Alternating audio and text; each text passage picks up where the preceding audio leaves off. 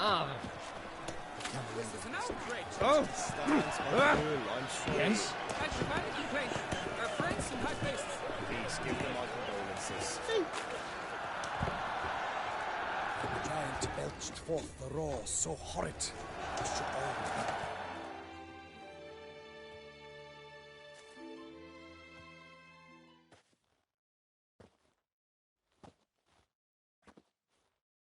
Need to speak to the Duchess, urgently. All right, you scamps. Story's done. Go find your parents. But the Palmerin, what about the story of Rittik and the dragon? A tale's for another time. But take a good look at the man who stands before you now. This is Geralt of Rivia, the master witcher who lent his valiant hand to the defeat of the giant Goliath. Master Witcher, is it true virtue always trumps villainy?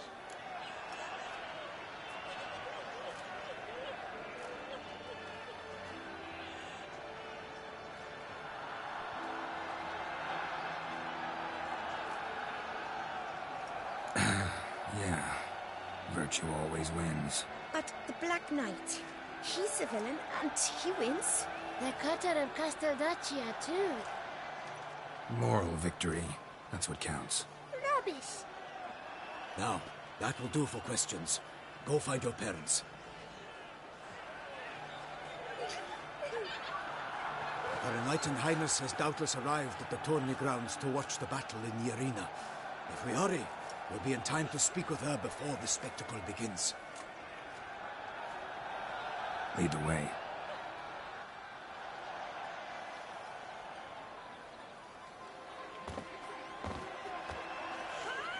Who's fighting? Nilfgaardian gladiators? Close, but not quite. As you'll soon see.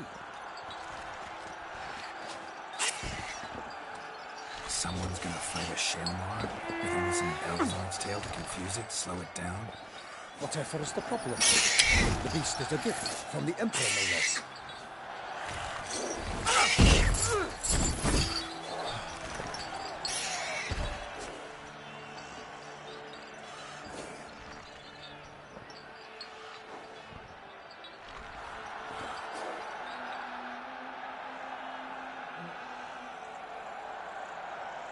This is dangerous.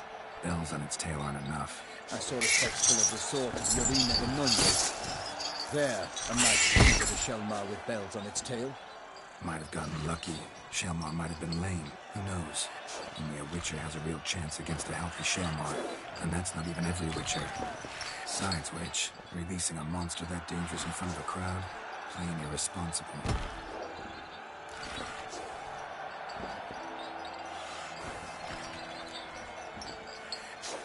Who's going to fight the beast?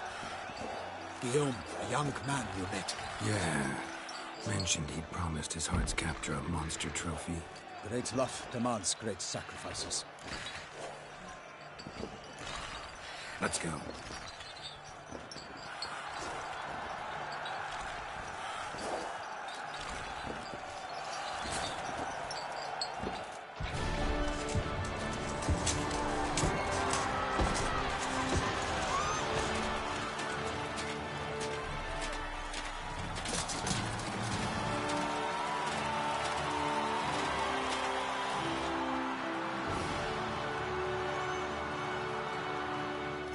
I dedicate my imminent victory to fair Lady Vivian.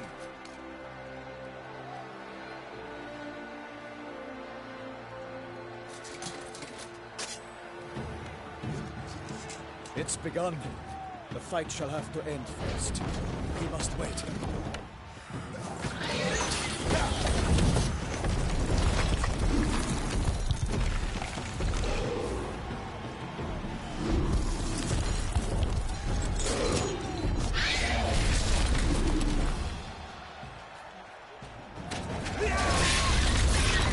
Got a bad feeling about this.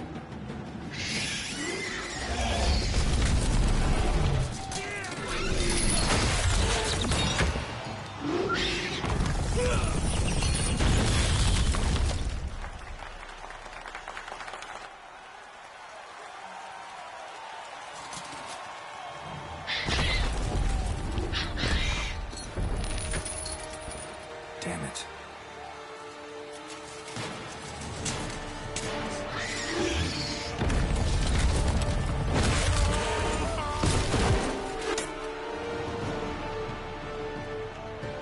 We have to help him.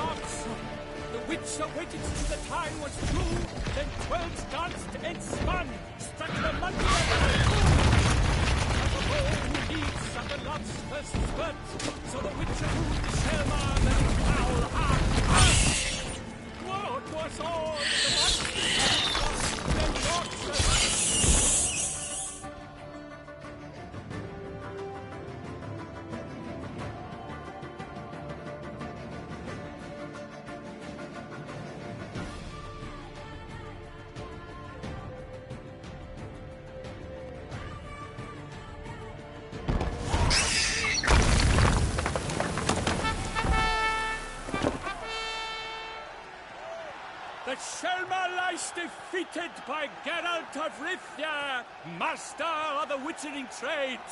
Behold, as the last gasps of life seep from the beast.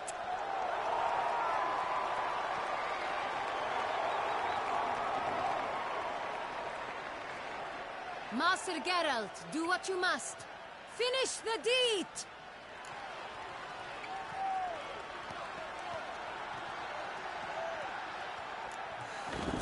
It's suffered enough.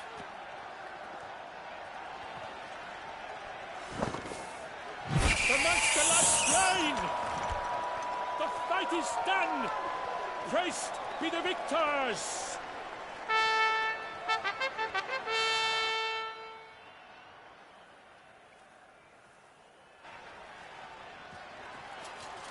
Guillaume. The lad came damned close to dying. I'm fine. Not hurt at all. Vivian? Smile as befits a hero and keep silent. Speech clearly pains you. She approaches.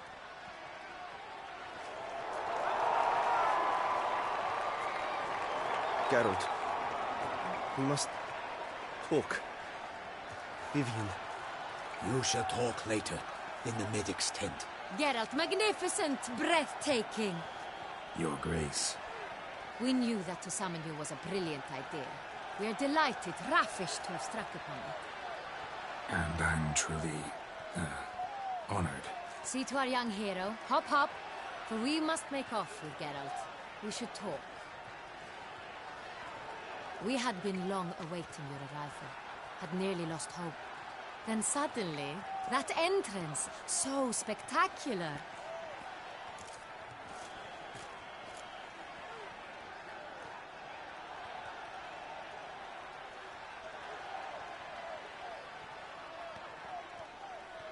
Your Grace.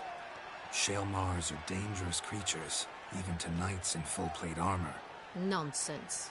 In Toussaint, knights have battled beasts for mere glory since time immemorial. True.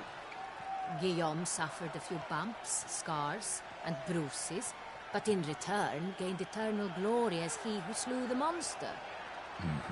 What about the crowd? Say the Shaelmar had vaulted into the stands. Would have been a massacre. Geralt, though we value your fortuitous intervention in the arena, We would remind you your services have been retained, and as shall soon become clear, you will be generously compensated for completing another task altogether. Your Grace, my contract. I'd like to discuss it. Naturally, but not here. We shall need Damien. He led the investigation pending your arrival. But wherever could he be? Come, we must find him.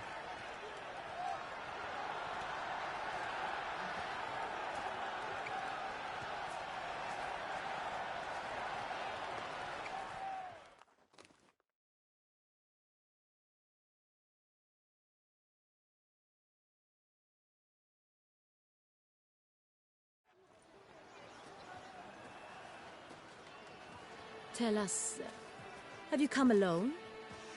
Or did Viscount Julian accompany you? Wish to see Dandelion, Your Grace? Yes. I mean, no. Yes. But solely to tell him we regret. Yes, deeply regret rescinding the death sentence we so justly handed down upon him.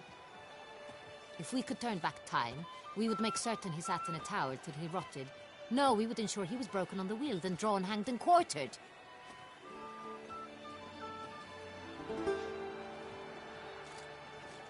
Ah, the very man we would entrust with these tasks. Damien de la Tour, captain of my personal guard.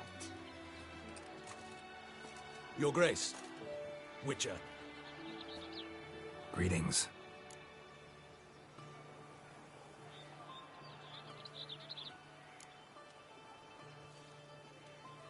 Sorry to have to tell you, but the guardsman handling the last victim's body... I know already. The creature in the cellar of Corvo Bianco. Was it the beast? No. A bruxa, a kind of vampire. Not the beast, but tied to it in some way. You know this how? Through careful analysis of the evidence, both on the riverbank and at Corvo Bianco. Do you mean to insinuate the investigation thus far has been sloppy? Geralt insinuates nothing of the sort. We must listen to him attentively.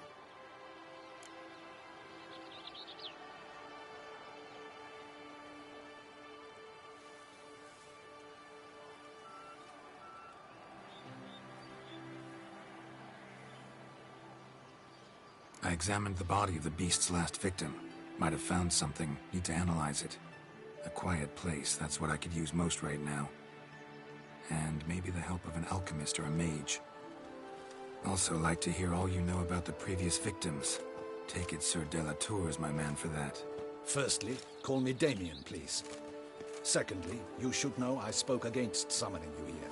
I've heard much about you. You bring trouble, or thus far have, always. And we've enough trouble as it is. Yet we are capable of defeating the beast on our own, without an outsider's help. I've no doubt about it. Damien, we settled the matter of the Witcher's employ some time past. Definitively. Since you have broached it nonetheless, let us discuss Geralt's pay. Are the legends true? Do Witchers usually demand that which you find at home, yet did not expect?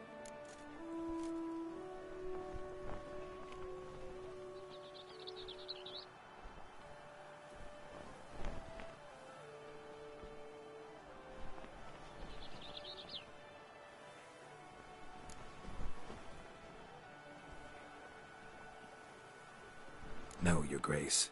Usually we just ask for gold. The response we expected. Thus we've decided you shall receive the deed to a vineyard, Corvo Bianco, and a sum of coin.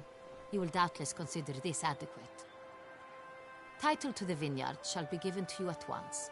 Surely you'll need lodgings while you hunt. The coin, however, will be yours only once you have slain the beast. Lovely, generous gesture, Your Grace. Corvo Bianco. Isn't it the Duchy's temporary morgue? Is it now? The Chancellery's bungled things again, we fear.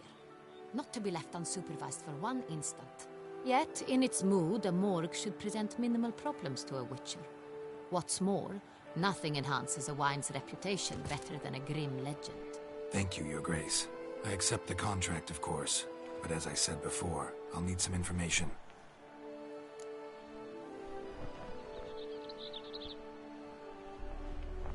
How'd it start? Who was the first victim? Crespi was the first to die. He was famed once for his many glorious tournament victories. Then he grew old, hung up his sword, and took to winemaking. Crespi was not loved by the wine merchants. He was ruthless in business and thought to cheat many a time. He asked us for a dispensation from all court ceremonies. We did not grant it. We could not. Once you've taken the oath of a knight, you remain a knight till death. How'd he die? Where'd they find the body? Quite unusual, the circumstance.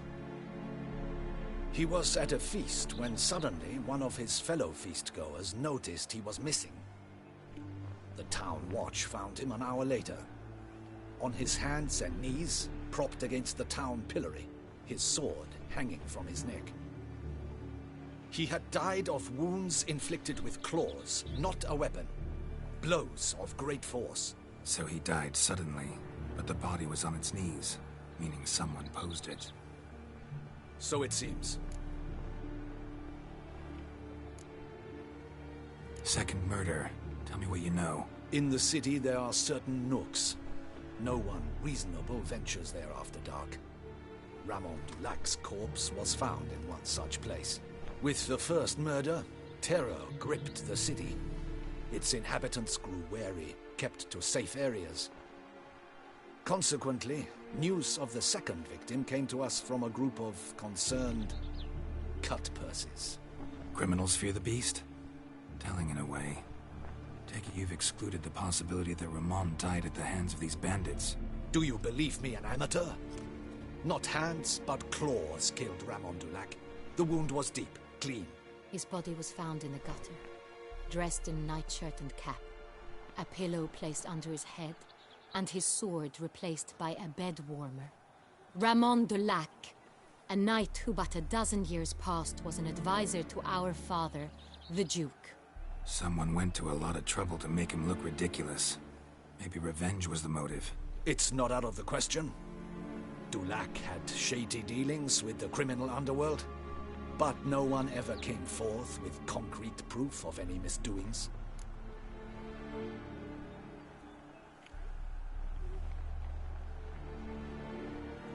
So, first two victims were knights, best years behind them. The same could be said of the third.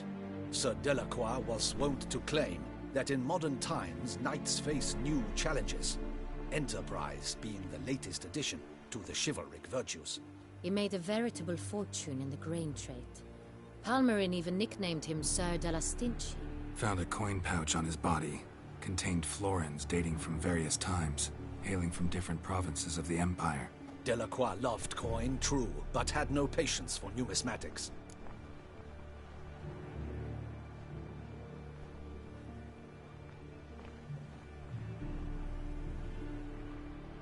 Lots of similarities between the victims. All the bodies were found in strange places under extraordinary circumstances. Seems the murderer, whoever or whatever it is, has some meaning to convey. These were honorable men. We are horrified by the disdain, the disrespect with which they were treated. These were knights of Toussaint. Blast it. Might be the point. From what you say, none was a model of virtue. Ever considered that's what the beast's trying to draw attention to?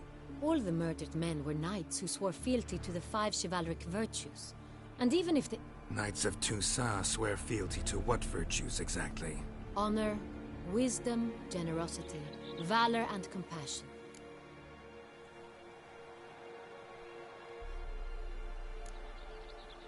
Five virtues.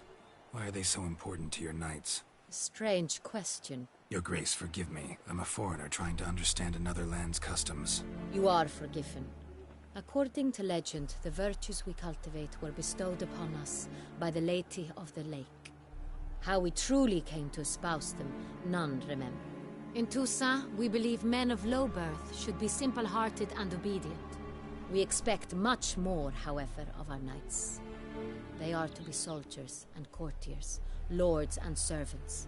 Thus the need for clear moral guidelines. At the time of his dubbing, a knight vows to demonstrate throughout his life Honor, wisdom, generosity, valor, and compassion.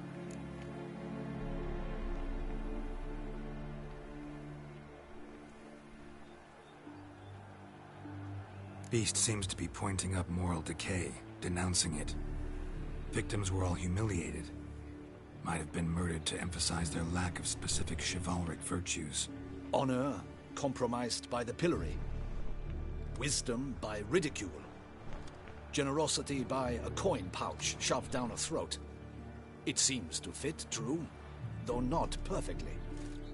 Can't discount the theory if it's on the lips of everyone in town. Say our reasoning's right.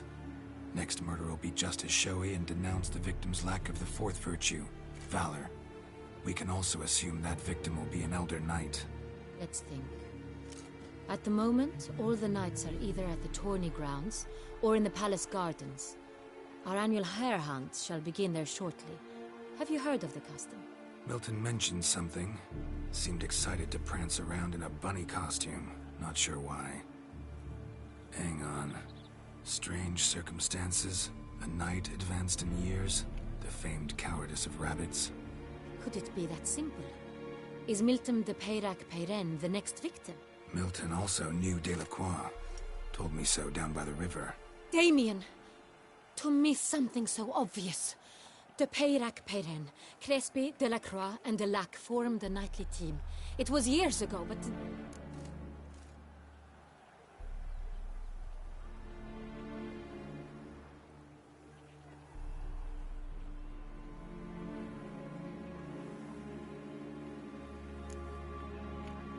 They were a team? They were close friends, tightly knit, and as such earned the trust of our father, the Duke. We often witnessed him turn to them with delicate matters. Later, their paths diverged. Unlikely to be a coincidence. Beast must know it too. It's a lead, I'm sure.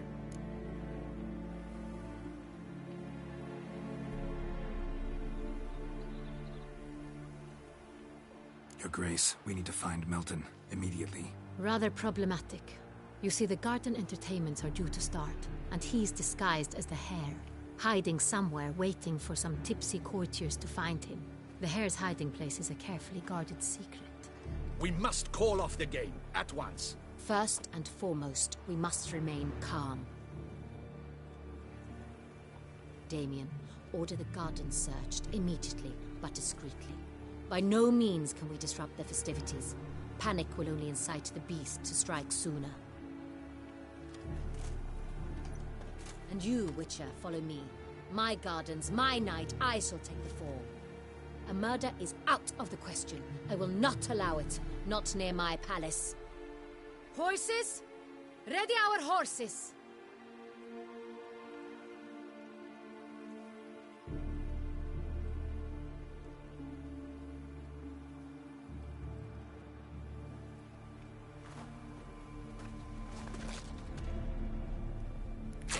Your Grace!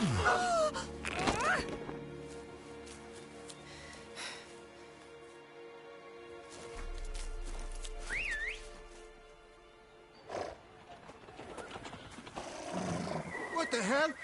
Why, I said... Your Highness, Mind it doesn't get wrinkled. Onward!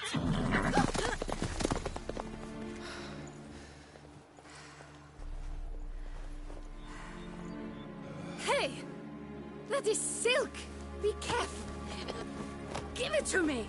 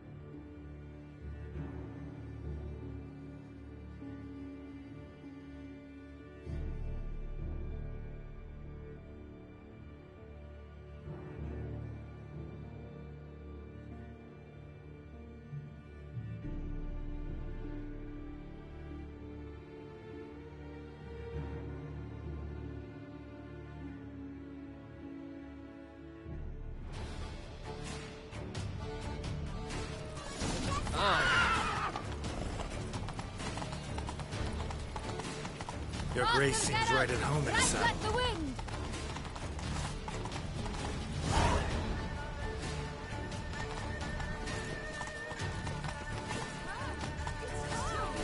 Clear a path! Clear the way, I said! Attentions to the vantages. Parade about in turns.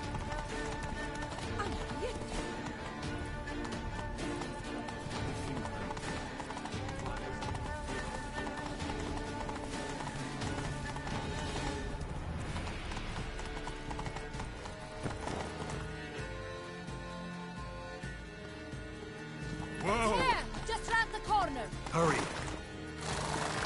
We must go to where the game is being held. The participants must find a unicorn's horn, a golden fish, and a phoenix egg. With these in hand, they can deduce where the hare, Milky, hides. Mean we need to find those things too? We've no other option. But time is of the essence, so we shall have to break the rules.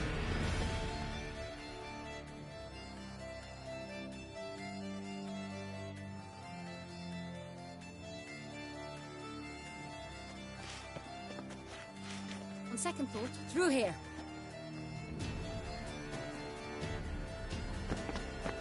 I shall show you where the hunt plays out.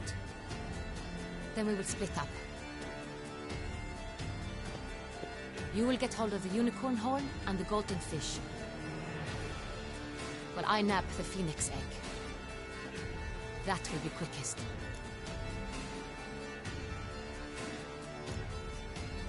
The unicorn. How do I catch it? It's terribly skittish, true, but I'm sure you will find a way to earn its trust. It runs around over there, look. Golden fish. Do I need a rod or a net? Please, Geralt. It's not a real fish. Look there, towards the water. See the lights? The hunters are trying to hook the fish from boats. You must simply dive in and find it. The golden fish and the horn both contain things or clues that will help us find Milton. Once you have fish and horn, find me among the other phoenix egg hunters. All clear? Then let's get to it.